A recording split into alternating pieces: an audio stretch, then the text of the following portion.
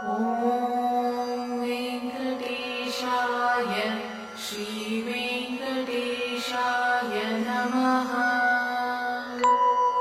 ॐ शेषाद्रिनिलयाय श्रीवेङ्कटेशाय नमः। ॐ वृषदृग्गोचराय श्रीवेङ्कटेशाय नमः। ॐ विष्णवे श्रीवेङ्कटेशाय नमः। ॐ सदञ्जनगिरीशाय श्रीवेङ्कटेशाय नमः। ॐ वृषाद्रिपतये श्रीवेङ्कटेशाय नमः। ॐ मेरुपुत्रगिरीशाय श्रीवेङ्कटेशाय नमः। ॐ सरस्वामितटीजुषे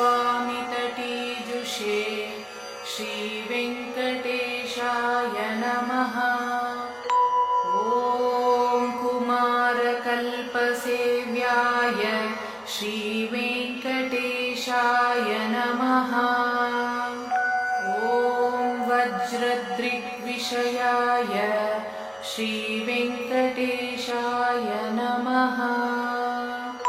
ॐ सुवज्जलासुतन्यस्तसैनापत्यभराय श्रीवेङ्कटेशाय नमः। ॐ रामाय श्रीवेङ्कटेशाय नमः। ॐ पद्मनाभाय श्रीवेङ्कटेशाय नमः। ॐ सदावायुस्तुताय श्रीवेङ्कटेशाय नमः। ॐ त्यक्त्यवैकुण्ठलोकाय श्रीवेङ्कटेशाय नमः। ॐ गिरिकुञ्जविहारिणे श्रीवेङ्कटेशाय नमः।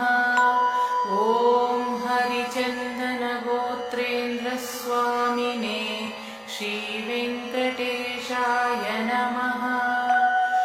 ॐ शङ्कराजन्यनेत्राब्जविषयाय श्रीवेङ्कटेशाय नमः। ॐ वसुपरिचरत्रात्रे श्रीवेङ्कटेशाय नमः।